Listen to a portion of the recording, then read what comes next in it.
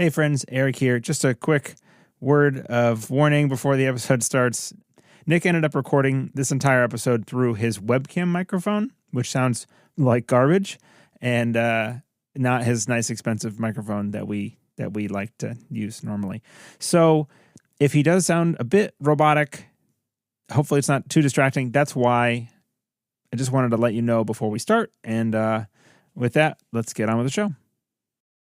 I'm Eric Hayden. I'm Nick Mesa. And this is Neon Static.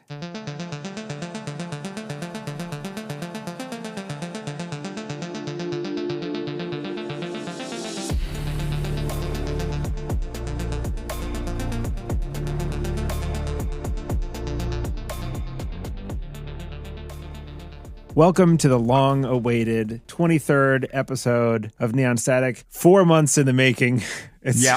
It's really been a lot of work to get here, but we finally made it. Yep. No, we haven't been waiting for a topic to come to us with a time limit on it that requires us to record at all. I don't know what you're talking about. I don't either. To be fair to us, we did actually have more than one attempt where we were like, oh, let's record on this thing. And then scheduling got difficult, or for whatever the reason, we didn't end up recording. And then you know, the moment has passed and we didn't do it. We've been let's get the excuses out up front. We've been doing a lot of the streaming stuff. Been improving the quality of the streams. It's been a lot of fun. I still love our Monday night streams. It's true. Let's do them forever. I don't know about that, but listen, man, don't put a timeline on my happiness, all right? Don't tell me. I'm not putting an end date on it. I am just saying that, I swear to God, Nick. Entropy claims all things. Someday soon the sun shall burn out. All right, well, that's approximately when I'll be okay with stuff on streaming. We've got some good stuff in store for you. I am going to leave my ums in and my uhs because I'm not going to hit that edit button. In this episode, we've got some big news. The Banlist falls. The band hammer falls. Something about a hammer and a hitting and hardness. The standard Banlist update 25.04, which is the band update with the anticipation of the release of Elevation. Yes. And that's happening. And we've got the info. You probably, honestly, by the time you're listening to this, have already read an article about it. And so you know what's going on, but you get to hear our opinions about it. Or you don't like reading and you're just here to hear us talk about it, and so you don't need to read. That's true. Speaking of reading things, we can read cards to you. New cards that have been spoiled, scooped. People don't use the term spoiled anymore. Not in People this use space, scoops. No. I don't like it. They have scooped the cards up from the ground where they would have become spoiled. We have scooped them from text directly into your ears. Ear holes. I find it important to say holes after ears lately because it's just more gross. Thanks. Yeah. Scooping them directly into your ear holes is like the best sentence you can come up with. It's just, it's so good. Putty. Just jam it in. Like when they're making, I don't know. Did you ever have tubes in your ears as a kid? No. They give you these little putty molds of your ears. And it's basically just they put silly putty on your ears to cover them over, and so that you don't get water in your ears when you're showering. That sounds fun. It's not. But before we get into the episode, we want to thank our patrons who support us in helping build a better show. And if you want to join that group to support us with all that we do here, head over to patreon.com/neonstatic. I promise our 4-month interim period for the podcast is not indicative of waning passion. This is not a 4-month interim period. The podcast just moved to a video setting. I do honestly feel that is true. Like my desires to create different medium shift a lot, and as I am the main dictator of what gets created around here, Yeah, besides dictator. the occasional, like, yeah. I mean, like, if Nick comes to me and says, like, hey, we should really, like, do this thing, I am down to do it. But that doesn't happen, honestly, terribly often. That is true. You know, I'm open to it. Nick, come at me with your ideas. But yeah, the video stuff has been a lot of fun lately. So anyway, trying to keep the balance. Yeah, patreon.com/neostatic. Join and help, and it's cool and it's fun. Also, you get a channel in our Discord where you can tell us what decks to play on our live streams and stuff. It's true. Yeah. Well, we're gonna skip over the segment of 24/7 news cycle because I don't think it can be long enough to cover 4 months of interim period. There were a couple of tournaments, I think. There were some tournaments. There's a new one. You know, Worlds got announced. It's in Edinburgh, and my ticket is bought. Nice. Yes, you bought your ticket. You got your passport paperwork filed. My understanding is the tickets are going fast. So yeah, more than like halfway sold at this point. It is. By the way, it is the 3rd of April. It is not. It is no longer April Fool's Day. Yeah, fair. So, we're just gonna jump right in to the depths.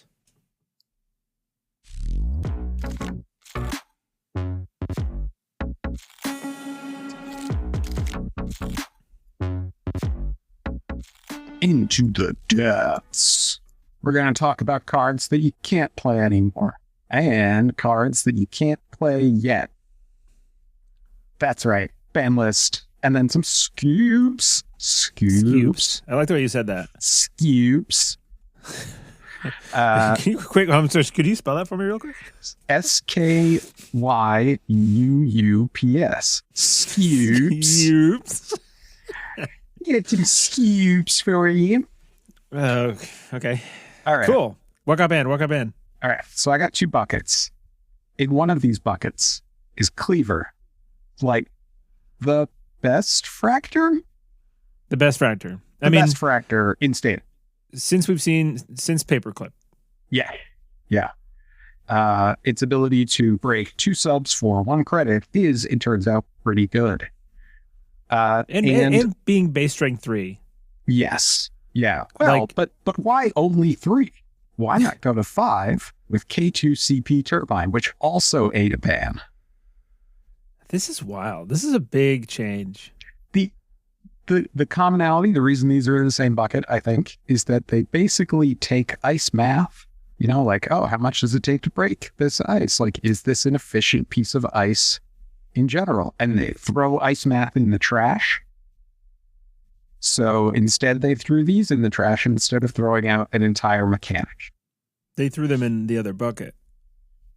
No, because the other bucket is full of money. The other bucket is Creative Commission, Daily Casts, and Masha. 3 cards that make you money when you don't have that much money. Yeah. Yeah. This is, a brief overview of this list, right? Cleaver, Creative Commission, Daily Cast, K2CP Turbine, and Moshing all got banned. Nothing got unbanned. And they're all runner cards. Yes. Which is notable. During our interview with Safer and Lily on what was at that point called codename Dawn Elevation, they mentioned like Corp is getting hit the hardest here. Losing Rashida is huge. I don't know if there was like specific other cards that were like a real concrete hammer that was falling when they left. A concrete hammer? Yep. I'm great with my metaphors. But they did say Corp is hit the worst here. And so it's like proof of the pudding. The pudding has been proved. Yep. Here by banning strictly runner cards because they were apparently way too powerful. Right. And I think a lot of these econ cards like kind of break some of the core tenets of the game, which is like when you teach new players, generally speaking, you need money to make money in this game. And a lot of these cards, well, not Daily Cast, but like Creative Commissions and Moshing in particular were these low credit bounce back cards that just were always good. They were just always good. Right. And cards like Moshing have been super strong with the Strike Fund and Steelskin package. where the cost of it is not actually a cost. It's something that is actually a benefit because now you're drawing even more cards or making more money, or as we'll see in a little bit, getting some key cards into the bin that might charge up your other cards. True. Yeah. That's kind of slightly disappointing though, because if you're going to play, what is the new fracture called? Tidal Wave Rising Tide. Rising Tide. Yeah. If you're going to play Rising Tide, then it sure would be neat to have a moshing to just pitch a few of them away. But yeah, some way to be able to pitch cards for value would be nice, but you know. I mean, I'm sure the other ways exist. I'm not thinking too hard about it right now, but that's true. There's like Lago. Yeah. I mean, Anarch is always just Audrey. It's full of ways of discarding cards, right? For sure. We can manage, I'm sure. So the other you thing want to go about through just one by one at all, or just real, like in general, the fact that they're all runner cards kind of makes intuitive sense because as the card pool gets smaller, runners really want basically the same thing: a means of multi-access, money, and breakers and card draw. Like those, that's all runners. All runners want the same thing, and it's disgusting. Yes, exactly. But their cards have a little less variety to them than Corp cards, whereas like Corp, because they are the secret information faction, or the more secret information faction, I suppose, having those surprises and having a deep card pool that your opponent needs to play around really is a bigger benefit to you as a Corp player than it is as a runner player. Yeah, that makes sense. This is expanding on a theme that was discussed in the article, right? Right. You're not just that smart by yourself. You're kind of parroting, right? You're just, no, I couldn't have come up with an idea like that. What are you talking about? Well, I mean, they say that the Corps are losing things like win conditions, pointing to Audacity, tech options like Malia Zaloka, things like that, you know, might be a one of or a two of in the deck, but are extremely important. And you're just going to have fewer options to have a more varied card pool with so many FFG cards and system update rotating. Yeah, and, I agree. And a Makes varied sense. card pool makes more sense for the Corp in general, I think. The thing I like about this ban list, looking at it, is that these are, generally speaking, the cards that I would reach for out of the gate. Like, these are the cards that NRDB is going to tell me, like, you should probably include these cards in your deck. Like Creative Commission in a Shaper deck, or Cleaver and Turbine in anything. Yes. And it just, besides being like the thing that makes ice math not matter as much, like, and the thing that's pushing Corpse towards playing really, really strong ice, like hyper strong ice, and like glaciering up like crazy, and kind of bifurcating the design space for Corpse into either I'm an impenetrable wall that you can never get through, a la Ag, or Built to Last, or I'm hyper fast like Sports or something, and ice doesn't even matter, or I'm a Barf Thule deck or something. Right. You know, those are the two options now with those things there. Now suddenly that mid-range option becomes more viable. It's fewer obvious things, right? Yes. The options that start off in your deck and you maybe decide if you can get away with cutting them are now gone. Yeah. And I think that's going to be good, especially as we're going into, with a rotation, it would really stink for a lot of the decks to still just be, all right, I'm going to do Cleaver and Turbine until I know what the Corps are playing, because Cleaver and Turbine are generically good enough to get me through most anything without having to tech for it, and then I can tweak around the edges of my Cleaver and Turbine core. Yeah. The only one in here that I am questioning is daily casts. That's what, I was going to say the same thing, but all right, go ahead. It's neutral econ, right? And I mean, daily cast is very good. It's relatively efficient, but it is slow. And it's a resource, so tags and things like that can punish it a little bit easier or force you to clear the tags, things like that. So, and it's one of the econ cards that I feel like already gets cut first if you can get away with it. Yeah. Like a lot of the Anarch decks, I don't believe are running daily casts. I think you mostly see it showing up in Crim decks where they don't have as many other good options that you can use to bounce back without having to interact with core for econ. Yep. So it definitely shores up some of the Crim econ. So I'm a little bit worried about that it takes away this 4 of econ and is going to push you more into either the best cards that you can afford to import on influence or just whatever your colors package of money is. And that might be a little more limiting to certain factions, and it makes it a lot more important what gets printed into your faction as to whether you can actually sustain an econ at all. Yep, I agree with that. I don't like being, I've said this before, I don't like being pigeonholed into the economic package that I am given because there's just the kind of one option. Like if you're in Shaper, and if I don't feel like doing an environmental testing deck, I would like to have an alternative that is maybe less targeted and explosive, a la Daily Cast is slow, but reliable. But it allows me to explore other options in the deck. If the deck that I want to try and do doesn't interact with installing a ton, then I probably don't want to do environmental testing. Right. And so we'll see what options exist. I'm sure more than one economic path will exist per faction, but I'm sure there will be one best option in at least one of the factions. And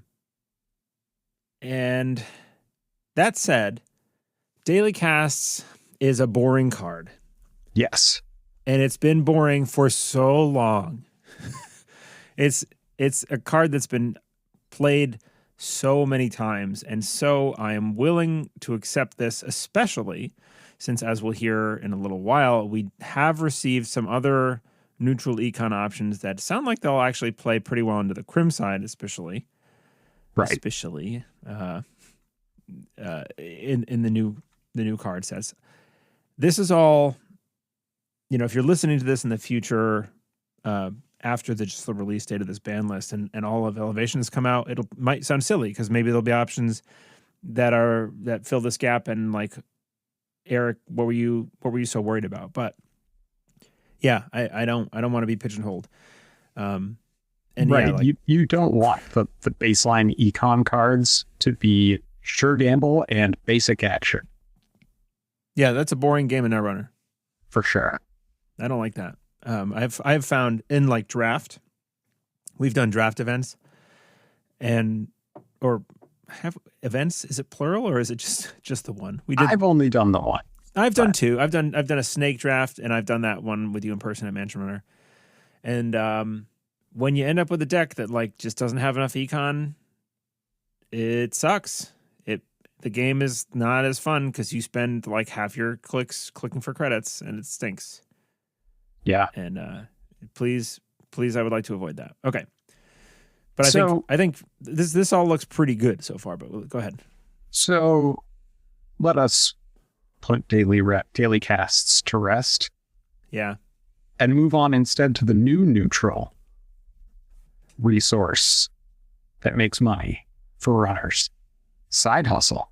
Grubhub. Sorry. Well, yes, basically. Side hustle. It's got somebody on a kick-ass light bike. It's kick-ass. Right? It's a two credit resource job, neutral, no influence. When you install this resource and whenever a run begins, place 1 credit on this resource. When there are 6 or more hosted credits, take all credits from this resource, trash it, and draw 1 card. So the first thing I thought when I saw this card was, wow, that seems really neat, but I don't know that I would play it over daily casts. Yeah. Which Turns out, maybe you're that not says supposed to. that like neutral floor of econ for daily casts is a little too high. So the difference, obviously, is that you don't get a steady drip. You Right. get a burst. So it's a mini environmental testing. And you have to do something. You have to start runs. You got to run. It just says run. So that I love about this card, honestly, the fact that it is encouraging you to run. And it might be your only out towards money is to just keep running, which is cool that Netrunner is encouraging you to run, because generally speaking, games where you are able to be comfortable sitting back, they're less fun, I've found. However, it really sucks when you can't run and your only econ is to run. Right. That is like one of the things that's been very frustrating about. I keep harping on criminal here because it's been like the problem child that doesn't have the weird out, because it's like main econ piece is bravado, which says run, whereas other factions have moshing or creative commission or whatever it is, environmental testing, that don't require you to run. You can make your money and then use it while running to be successful, as opposed to face planning into nastiness or running for all downside just to get a few bucks. And I think in that case, you just wouldn't be running even with a side hustle out, right? So it is non-unique. So if you have multiple installed, then a single click can eventually net you more than one credit. It's like 3 credits per run, basically.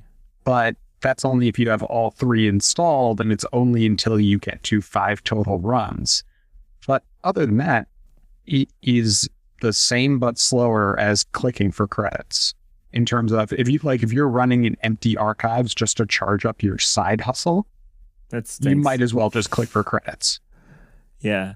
So this is really more useful as in 2 ways. Number one, it's sort of a deferred discount on running. Yeah. You're getting this credit there that you're going to get eventually. Kind of like, oh gosh, I'm forgetting which of the Herrera sisters this is, but the one that you put a credit on it every time you play a run event, and then you can click to spend the credits on that during a run. That would be Debbie Downtown Herrera. There you go. So it's closer to that than Bravado, because you're never really going to end up with click positive money, right? Bravado you can make money with. This will pay you back for running. You know what card this goes really well with is Dirty Laundry. Oh no, it's rotating. Eric, 1 second. Sorry. Yep.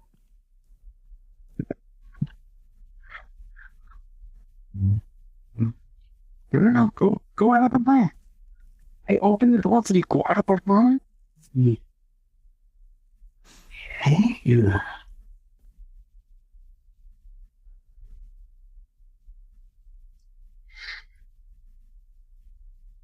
Sorry about that. I had inadvertently trapped my cat in the room. No problem. Anyway. Yeah, I still can't get over the fact that Dirty Laundry is rotating. I know. Again, this is just a thing where it's like a staple that's been here for so long, and it's gone. And it's good. It's good to like have new cards, because it does get quite boring playing the same thing over and over again. For sure. The foundations. Yeah. I was going to say one other thing that I like about Side Hustle, just real quick before we move on from it. It gives you this burst of credits when it finally pops, and it gives you that at the start of the run. It is at the start of the run, huh? And the card draw. When a run begins. Exactly. So you could get to interesting board states where you're running archives once, so that when you start your run on the remote, you get these 6 credits and a card draw. I guess another thing is because it's a resource that cares about when runs begin, it actually has some synergy with run events, which is neat. Usually run events aren't compatible with other forms of econ. generally speaking, because you have to kind of play one run event and then you play another run event, and they can't interact. And Right. you can't do like an overclock and a dirty laundry or whatever at the same time, because you have to be playing separate cards. And because this isn't based on success, it works well with Bravado, which I'm always looking out for. It's funny. Every card I think of with some kind of synergy, I have to go check NRDB to see when it rotates, right? Or if it's rotating rather. So like Penny Shaver now is like supercharged somehow, kind of, right? But Penny Shaver's on success. This is on the run starting, so I can, you're going to charge up your side hustle while you're running into like a sandstone. Is sandstone rotating? No, it's not. Okay. Red team playable? Is red team playable now? Probably not. Maybe. It's still if successful though. Yeah. All right. Well, that's okay. It's okay to need success. Yeah. I guess at least, I'm talking about when your economy is locked behind run events. Usually that problem occurs when it's locked behind successful run events. Right. That's the big thing with Bravado, Yes, it can make a ton of credits all at once, but you can also just bounce off the ice wall and not care. I wonder if there's any cards that are coming in the set, or are there cards that you can think of that synergize with Side Hustle that like lets you install it for cheaper? We have cards that let you install things for cheaper, right? We have buy-a bands. You can buy-a bands into a Side Hustle.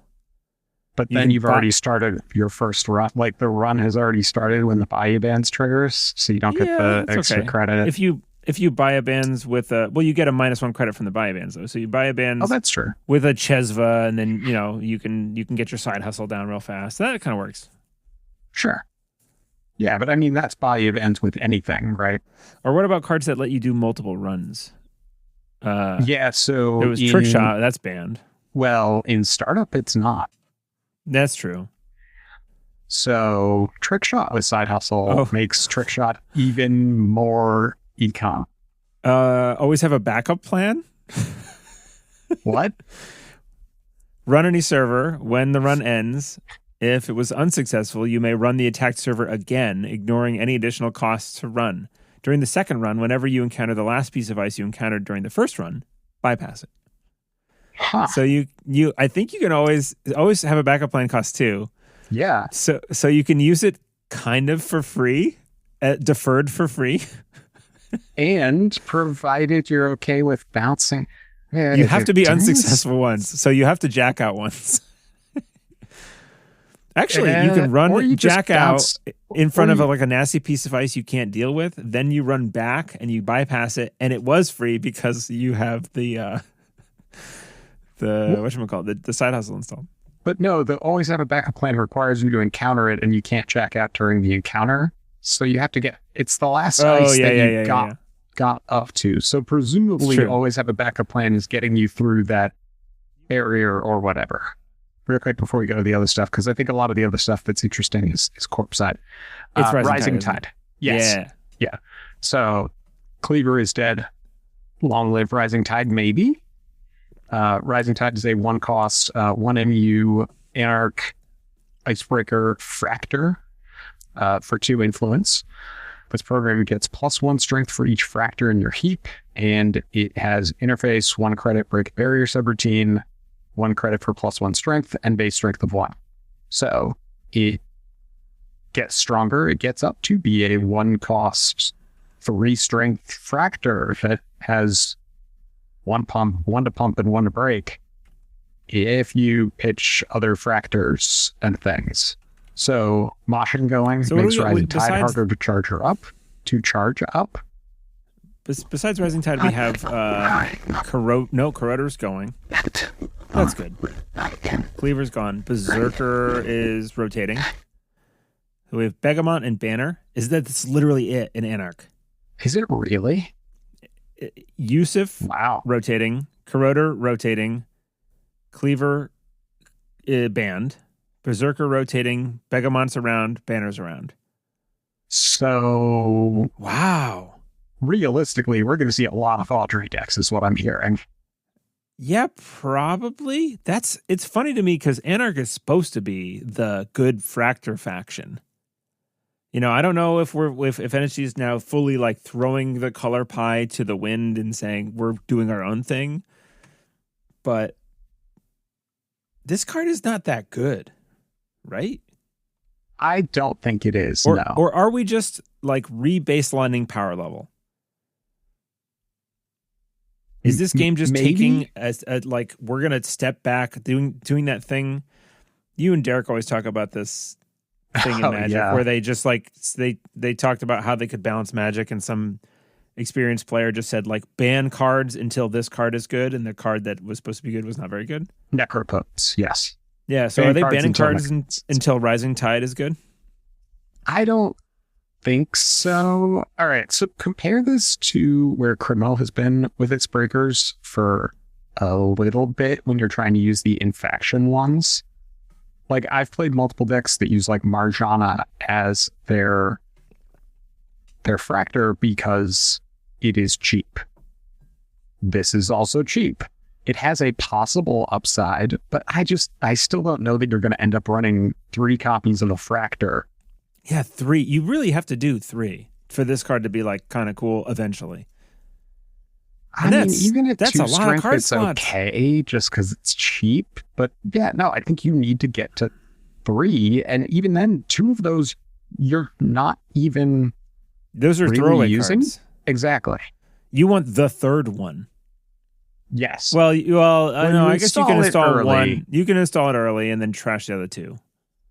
But still, it's such a strange card. But that's really weird.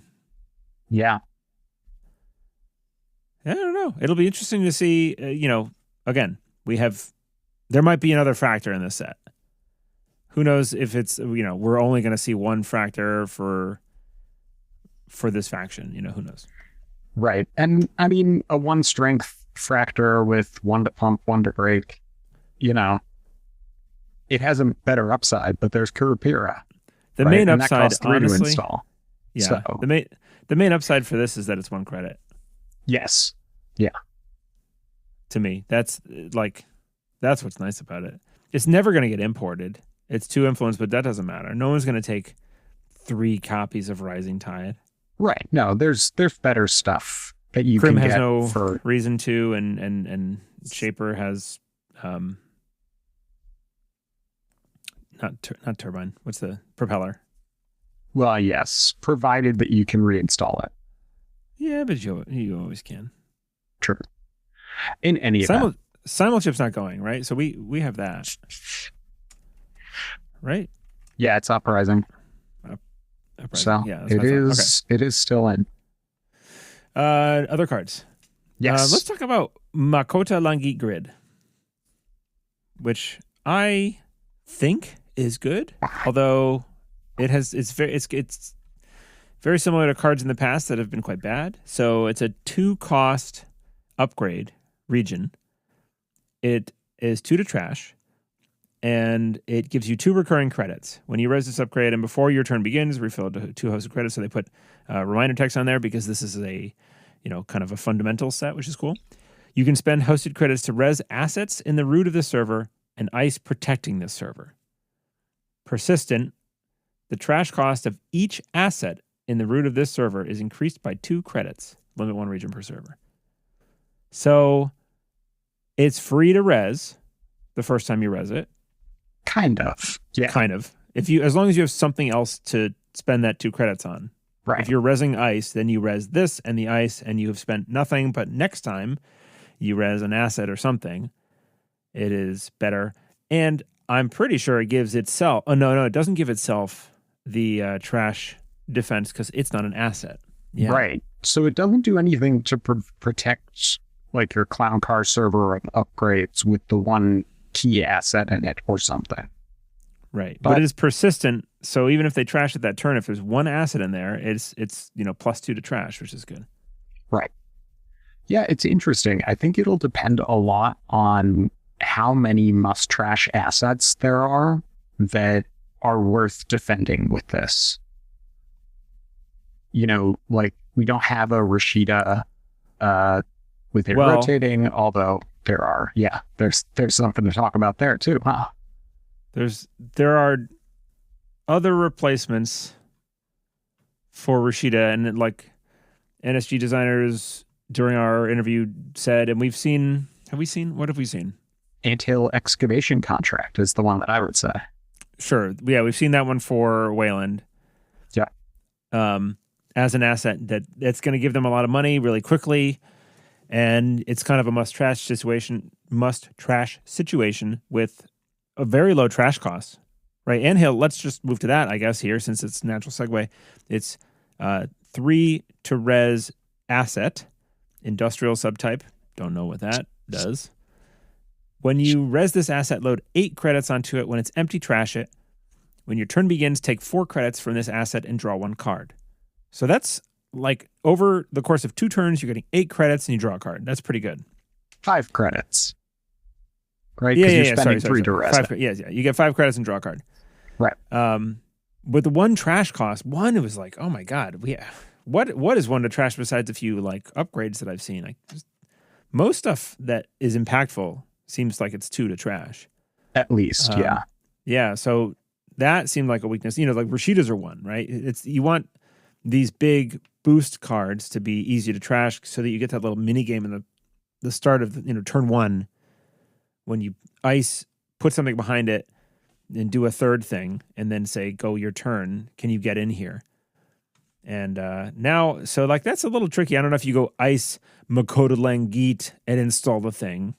That's a lot of eggs in one basket. But and also, it's not really doing that much for you in terms of both keeping them out and giving them more issues. The Makota Langit, yes, it's increasing the trash cost by 2, but wouldn't you probably rather have another piece of ice on that server? Even like if you spent those 2 credits that you would, or that click rather, if you spent those on a ice wall in front of your first ice or something. Yeah, I would think it would probably be like a sure gamble ideally or something, like money, ice, right, the thing in behind it. So you're ready to move forward. Right. Or ice a central like R&D, ice the remote, ice the and play the anta. Yeah. So maybe, Langit Grid is not a turn 1 play. It might be more of a long-term thing. But I don't know. I mean, recurring 2 credits seems good for certain factions like Atea. Right. Atea probably loves this card. Oh, yeah. The other place that I was thinking about it was in Ob. Yeah. Because you do often want to res assets and you're trashing them regularly. So you may have more opportunities than most to re-res things. You're like making money trashing your stuff with Makota Langit. Exactly. Kind of. Not quite. Well, maybe you are. You are. You could be. It depends a lot on how you're getting the reses. So Ob complicates it a little bit because you get less value out of Makota Langit if you are resing stuff with the Ob ability into that server. Right. You don't get the discount on stuff. Yeah. Right. You want to use Ob on upgrades and ice and then res your assets honestly, quote unquote, honestly, because you're using this.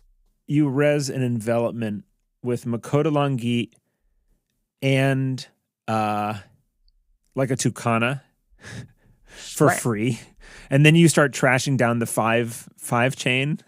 Like, yes, that's pretty good. It's not bad. Yeah, cool. Let's talk about Fly Swatter. First of all, I love the art on Fly Swatter. Pretty neat. Ed Metanayan. I have seen Ed's art before on other cards. I think Ed might have done the least played card from the Liberation Cycle, Capacitor. Is that right? Capacitor. I'm going to check it because I really love the art on this. Yes, I was right. Hooray! I didn't make a fool of myself. Neat art. I really love Capacitor's art. I wish that card was playable. Maybe it will be. Who knows? You want to read it? Yeah. It is a 2-cost, 0 strength, neutral code gate for 0 influence. It has the text, when you res this ice during a run against this server, purge virus counters. And a single subroutine, just end the run. And of course, the killer flavor text of just stop that. I love the flavor text on this. It's so good. And yeah, the art is this big electronic fly swatter coming at you. With 3 things getting zapped. Exactly. Yeah. So I love this new application of purging. This is really neat. Where like purge on res. I don't recall that happening before. Yeah, I've really the only like purge at a weird time thing that I'm aware of is Mavirus with my more limited time in the game. Yeah, Mavirus is effectively purge on res, I guess. Also purge on access, but right. What if this card also had that text when you access this card? Well, you never access it. Oh, yeah, they could out of your hand. I guess, yeah. Or but, R&D. Yeah, then you're poisoning R&D with fly swatters. That would probably be... Or poisoning archives. That would be a little overtuned for a neutral card. I think those would just be everywhere. Right. Yeah, no, it would just free up people to not have to spend influence on the virus anymore. So this does do that a little, right? If you are in a meta that is just all viruses all the time, you have influence-free access to this card, and you can purge. You can at least purge sometimes. Yeah, and that's the part that I think is going to hold it back is the sometimes part of that. Yeah. It's like it encourages clever play and like thoughtful placement of ice. For sure. Which is neat. I like that. I don't know if it'll be too limiting, but I don't know. I think it's a cool piece of ice. I'm happy it exists. Also, 0 strength feels appropriate too. Right. Well, and the other thing is just a cheap code gate with End the Run is like a pretty reliable, tier check kind of card. So not a bad thing to have. I think Ob's going to run one of these for sure. Like a single, have access to this card. When you res this ice during a run against this server. Right. So you planned ahead for that. You can do it though. You can, but like you're not going to be able to res it and purge if, like, say your anthill excavation contract has been emptied, so you're trashing it. You go get a 2, you get a fly swatter. It doesn't purge. Yeah. If there is an effect, what's an effect that's like border control since border control is rotating? Rip border control, rip ob. Mavirus. Right? Yeah. Mavirus as a 3 cost that you can trash during the run to go fetch your fly swatter to purge and purge. There you go. That's not a good example. No? any 3 cost asset or agenda that has a trash ability gives you access in ob to instant purge, which is cool. Right. During that run, like if they're running on that server. And I like that kind of stuff. Obviously, I like the instant speed, clever play, roundabout things like that. So we have 2 pieces of ice, and we have an operation. Let's run through the ice first, because I think this is pretty straightforward. These are cards that were revealed, I believe, in the new Learn to Play deck article, because these are going to be in the new Learn to Play decks. One of them, Hasselroyd, is a 2-cost Wayland Barrier for 1 influence with 1 base strength. The runner cannot trash this ice while it is rezzed, so sorry about that, Ahoceris crew. And it just has 2 end-of-the-run subroutines. So speaking of cards that seem extremely boosted by the banning of Cleaver, this is definitely one of them. It goes from being 1 to break for the most common, probably, Fractor in the game, to minimum 2 for, I think, everything. Probably true. Propeller's the only one, because I can never remember if Propeller boosts with... True, Audrey. But Audrey's then, 1 card, and, but yeah. Right, it's still a card, so that's... Unless you have Ice Carver. Right, well, okay. Is that rotating? It might be. Yeah. Yeah, system update. All right. Well. All these things, all these go-tos. Oh, also notably 1 influence on this card. which is Yes. pretty huge. I feel like anybody, this is great because it's like anybody who's fed up with Aguaceras crew, take a Castleroid. Take 2. Right. Pretty neat. You compare that. this to like a card like Eli 1.0, right? 3 cost barrier with 4 strength with 2 end runs. I don't know. This seems like a very good thing to import to other places. So, Yeah, this is a good utility ice. I like Castleroid a lot. Yeah. It's going to encourage a little more honest Netrunner, I think, which is nice. Do you want to read the other one? Because it's longer. Syalandra, I think, is what I'm going to go with. 4 to res. It's a code gate. It is AP subtyped, and it is 5 strength. You can advance this ice. This is like a monument type ice, kind of like all of the other monuments. Immediately what blanks other monument? I don't know the cards enough to know. Oh, really? All the advanceable ice are based on monuments. What's oh my God. Yes, that great monument log jam? No, not all of that them. That great monument tree line. Don't.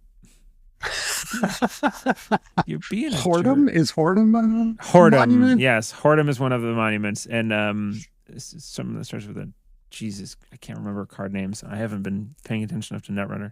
Something lately. That starts with a Jesus. Starts with an M. Oh my God, I'm gonna cancel the Netrunner. I'm not gonna dwell on it. I'm not gonna look it up. We're gonna keep going. And you're certainly not gonna edit it. He did edit it. It was mossless.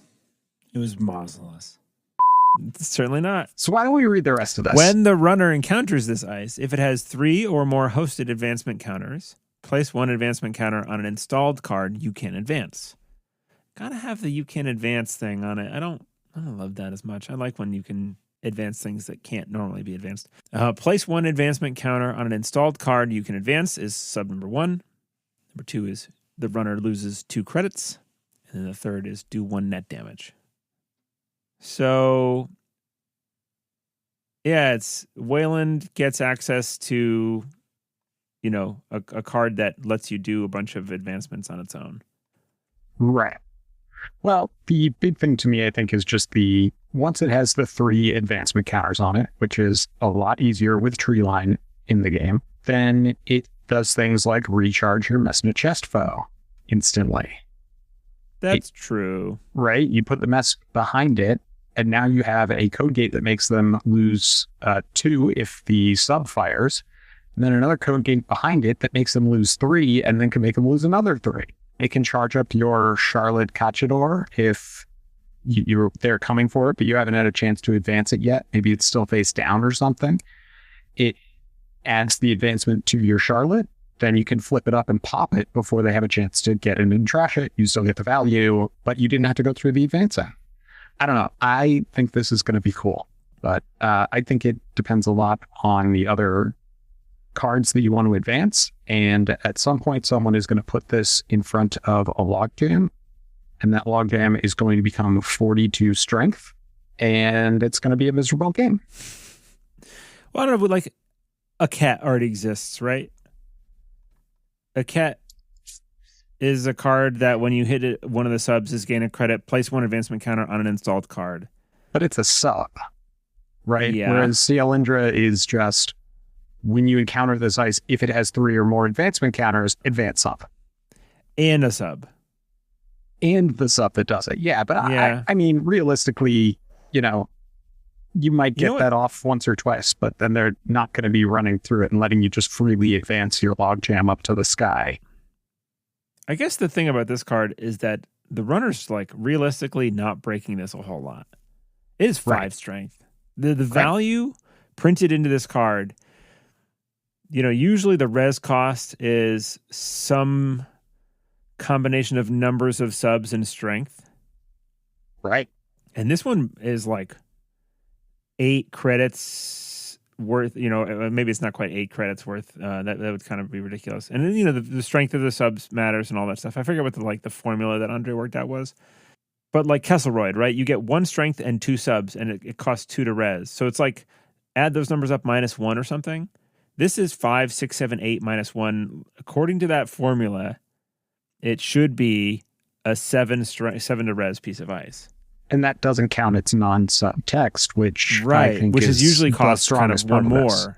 Yeah. So like the value is very high here. I think mostly because the strength is so high, and I think it can afford to be so high because these subs are relatively benign.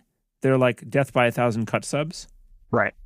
Yeah, this is the type of thing that you will very often run through if you have to. So you want this on a central, right? Probably. I think you want it on a central. It's just like, it's okay. Come in. Like, access one more card. That's fine. I'm going to get value over this over the time, or make it prohibitively expensive for you to run through it.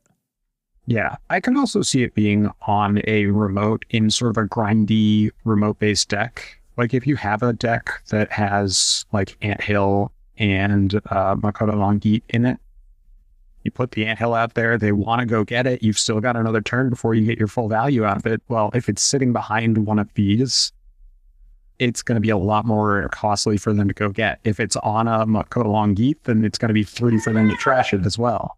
You might hear my cat in the background. I heard your cat. Which one is that? That is Chance, and I can't figure out what he is so pissy about. Is that pissy? Maybe it's just love.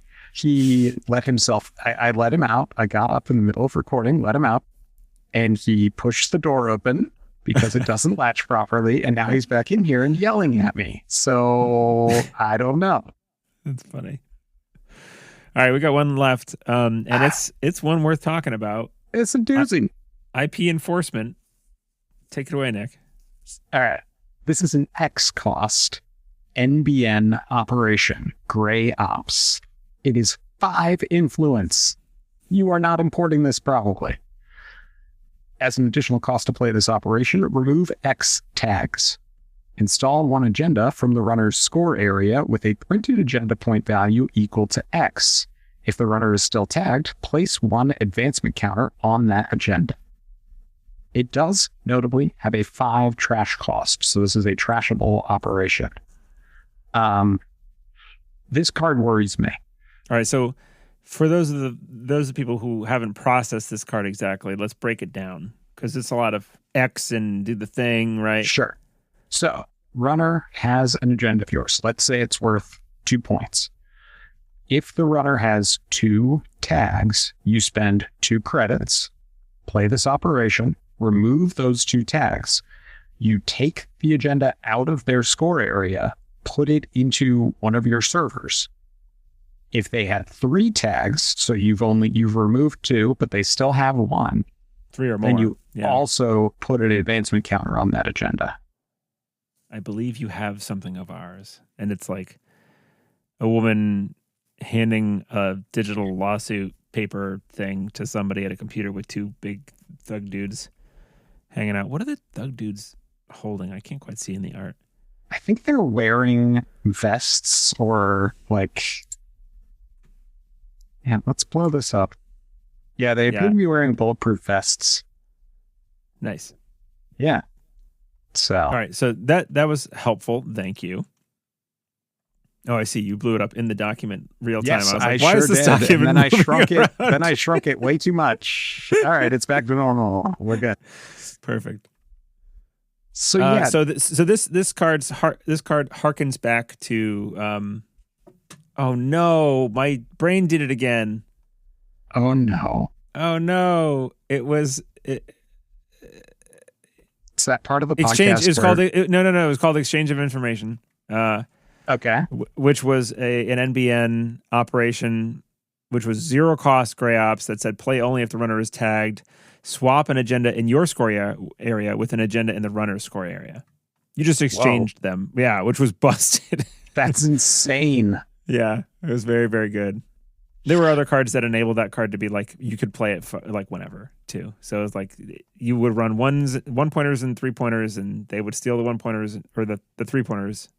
You'd score a 1 and then swap. And it was... That never got banned. Just looking at the history. Anyway. Yeah. Yeah. This card kind of worries me. Yeah. Tell me more. Okay.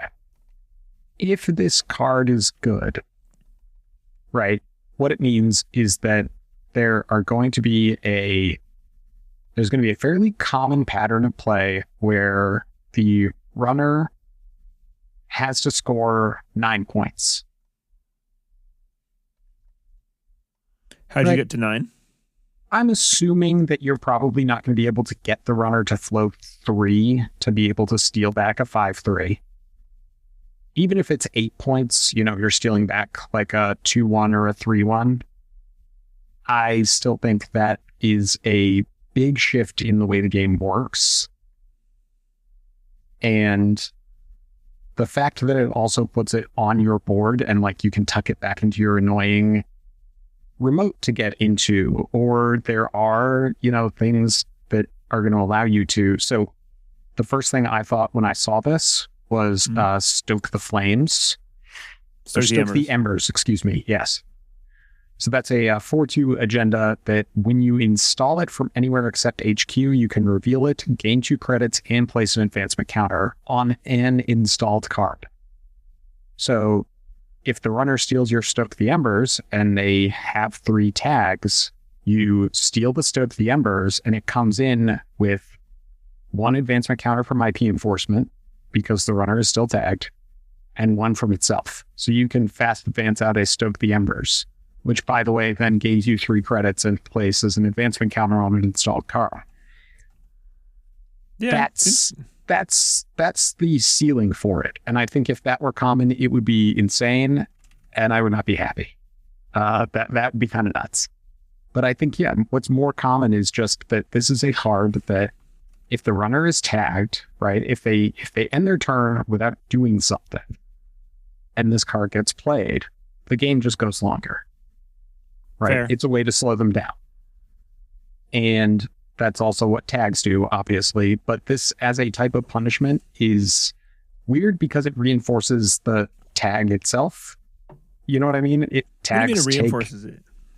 Tags take clicks and econ and things like that from you, right? It is how I see them. Yeah. But this takes you take it away for them, which is kind of nice. Yes, but you're also taking the agenda, which is the thing.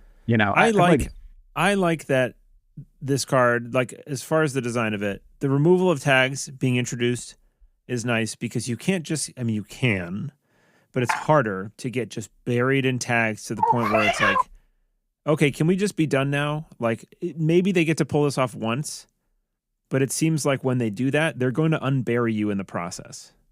Definitely true. Which is cool. I like that because otherwise, the way that tags have felt historically, it's like you got buried and you either decided to spend 3 turns getting the money up and unburying yourself, at which point you've died a very slow death already because the corp has been able to move forward with their plans, or, you go for broke and just try to score out before my goddamn brain. Yes, thank you. Oh, God. Or you just go tag me. Wow. You know what distracted me there?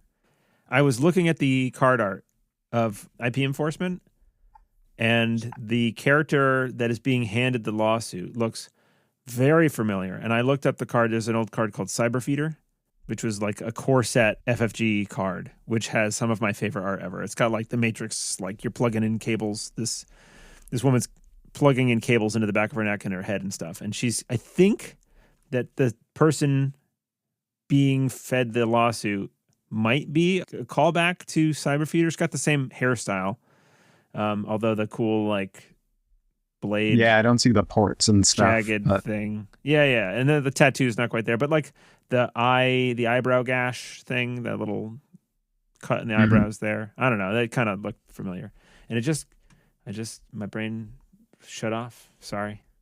In any event, tags slow you down. Tag punishment tends to, I guess, actually, no. As I'm saying it, I am unconvincing myself. I was going to say that, tag punishment speeds the game up in some ways, which I'm specifically thinking there of like End the Line and Boom from back in the day, right? Right. Where if you're tagged, the game just ends. Yeah. But now I'm thinking of a bunch of other tag cards. Oh, well, another good example, Greasing the Paw, right? very rarely used, but it does remove a tag to put an advancement counter on something. So if the opponent tries to go fast, you can catch up to them by also going fast. Right. I like that. Whereas this says if they go fast, you slow them down. That one's very rarely used because of its faction, right? Like because HB doesn't have good access to or very rarely cares about tagging people. Sometimes, I guess, Barfthule does, but most of the time, the HB, like the strength of HB is not, it doesn't lie in tag punishment. It lies in going so fast that nobody can keep up with it. But, So, all right. So the other part of this is, it is going to make games go longer. And where it's one of those cards that I'm honestly not sure if this is good or not, but if it's good, I'm going to be really annoyed every time it's played against me. And you're going to feel really cool when you do it to somebody else. I don't know that I will. Yeah, I think you will.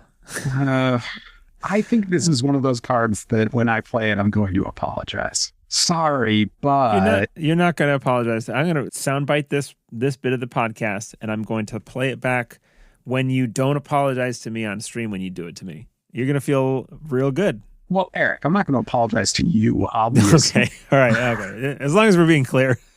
Come on. Yeah. That's different. I'm a little torn on this. If it's good, it's going to bug me. If it's not good, then I guess fine. But yeah. Yeah. One thing we didn't mention on the ban list was the not banning of Devil Charm. That's a good point. And just looking at the card fan, this 14 cost ice, the Sentry out of Wayland, which is 3 influence, which has a cool Komodo dragon. Komodo dragon. Yeah, I couldn't think of Komodo dragon. Man, my brain. Which has flavor text that says, "Damn it, Moth, way bigger than you set." on the bottom. It is. That's so good. Yeah, it's really good. 6 strength. It's 6 strength. So Crew Charm kills this 14 to res piece of ice unless it has text that says like it can't be trashed because of something. I'm kind of wondering if it's going to be like, 14 to res, but 1 less for every advancement on ice you have or something like that. Yeah. All right. We'll see, I guess. It depends on, of course, what subs it has too. So yeah, I'm excited to see a lot of these cards. We have gotten some community spoilers, and so we know more cards right now. And actually, by the time we release this, I'm sure more cards will have come out. But several of these we don't know anything about, and I'm excited to find out about a few of these. So I guess I just said technically that this 14 cost ice doesn't have. Well, we don't have that one. So spoilers. That's no, they're called scoops. It's called scoops or something. Scoops. It's a callback to previously on this episode. Previously on Neon Static. And then we cut that part in where you say scoops. Scoops. Yeah, we're doing a bottle episode now. Pretend I edited this. Do you guys remember that time that we did some commercials about food cubes? Food cubes. Scoops. We're all locked in a freezer or something, so we can't get out, so we just got to sit around going, do you remember? No? Anybody? Is that about it, Nick? I think so. Am I missing something? No. Feels like you're cheating me up or something. Well, I'm not. I guess not. I just wanted to make sure before I gave us the outro that you did go, but wait. Outro? We can't do the outro. Why? Quality time. Oh, it's quality time. Quality time. And it's fun. Marlboro stuff. Beautiful. Yeah. I didn't think about quality time. All right. Cool. Oh, this is all I've been thinking about because all I can think about is a book called Children of Time by Adrian Tchaikovsky that I read in 2 days. Tell us how many pages it is, Nick. Amazon says that it is 600-ish, between 608 and 634, depending on the different printings. And can we be clear? Did you read this or was it audiobook? It was not an audiobook. This was Oh my words on, goodness. I was going to say on a printed page, but it was not. It was a digital page, mostly on a Kindle. So that's a lot of reading. it's good. It's a good book. Mm-hmm. Can I give you the pitch for this? Tell me. Okay. Humanity is an advanced civilization, and they're just starting to terraform new planets. And on the first planet, they've decided that they're not going to put humans, right? They're terraforming it, going to put down a bunch of like apes and monkeys. And they've gotten a virus that is going to speed up their evolution so that they can try to avoid all the mistakes of humanity and the hatred and the discontent and the strife and all this. Start afresh. Sounds good. Just as this whole thing's about to kick off, what actually kicks off is a giant war among humans that destroys that civilization and the monkeys, but not the virus that's going to give them the uplift. And instead, that virus is caught by spiders. That's terrifying. And it's this centuries-long story following the evolution of a spider society, which kicks off just as one of the last human ark ships shows up 2,000 years later to the system. It's amazing. It's so good. It has me thinking many thoughts. About spiders? No, about intelligence and about Do the spiders, knowledge okay. and teaching and stuff. Oh, it's so good. Do the spiders, I assume the spiders can talk? Or- Yes, they can Yeah. communicate, Okay. let's say. By spinning complex webs that have things like humble pig in it? Kind of. Webs are one of their methods of written communication, eventually. I'm giving away spoilers. Don't read the All right. book. I just kind of wanted to make a Charlotte's Web joke. I understand. Sorry. Something good enough pig. What was that? I'm trying to make a babe joke and failing. You are. Kidding. That'll do, pig. That'll There you do. go. Got him. Anyway, Oh, that's funny. Your brain locked up for once. Haha. I didn't come. Wait, what else? You read more. It's more than just you read a book. no, it's just that I've been reading. I read 600 pages in 2 days. Yeah, but we've had 4 months. What else?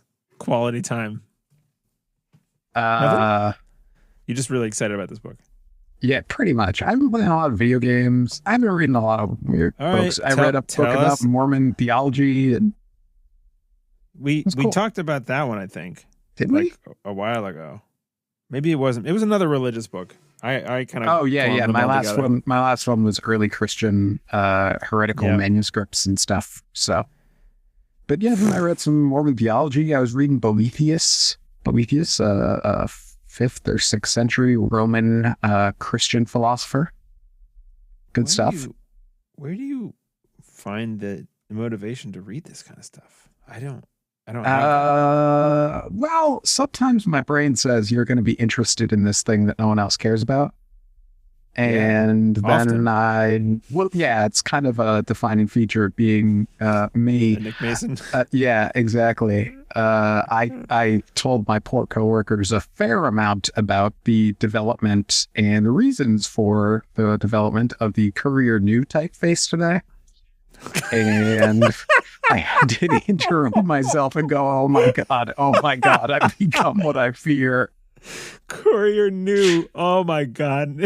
Listen, it's designed for typewriters. Okay, the reason it has such aggressive serifs on it is so that all of the hammers on the typewriter keys could be the same width without disrupting readability, right? Wait, So you it's got a monospaced serif font? it's a serif font.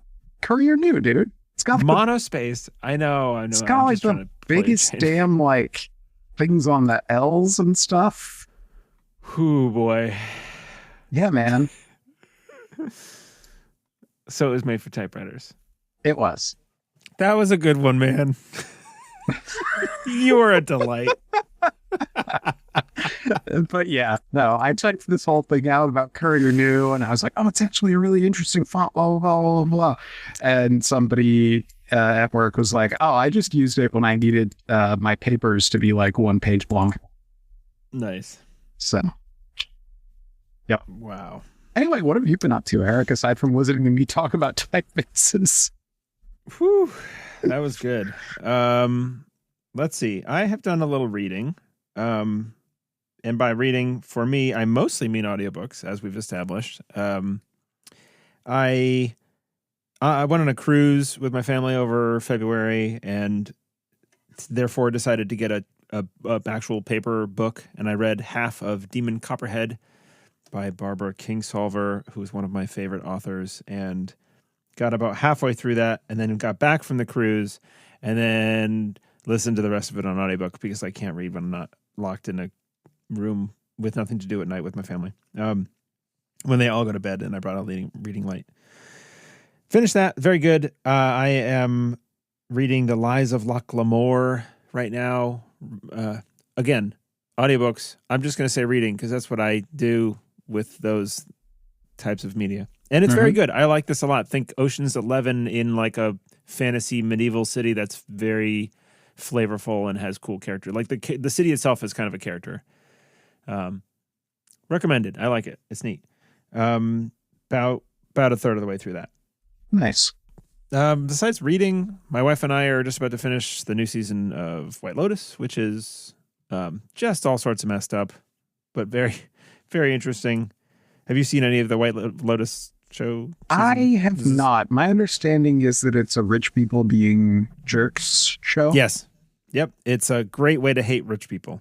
Gotcha. And it's a bit of an examination of like rich people as compared to normal people, and like look at all the ways that these horrible rich people treat these regular people. I don't know. It's kind of one of those like train wreck, can't look away things. Yeah. What else? We're gonna play Dune this weekend. Psyched about that. Yeah. Dune Imperium. We're gonna play base game. We're going to play with the Rise of Ix expansion. I think it's probably it for right now. I have all the other ones, but we haven't played the base game yet, so we're just going to try that. Been playing a whole hell of a lot of Balatro to the point where I fear for my sleep schedule. Yeah. Most nights I'm like, I'll just play one, and then it's like 11:30, and I'm like, shit. I've been trying to get more sleep. I don't know. I finally started playing Portal 2. Really? Oh, yeah. That game is great. Yeah, I got Steam. I got like Balatro and Slay the Spire on my PC, along with another one that one of our patrons suggested called Shogun Showdown. Hang on a second. Do you have 3 different platforms that you now have Slay the Spire on? Yes. Huh. Yes, I do. Huh. I actually haven't played it on Steam. I got it on here just because I thought maybe one day I might stream some of it. I might stream video games. So I figured it was a part of like Balatro and Slay the Spire were on sale for like $13 for both of them. So I just bought the packet.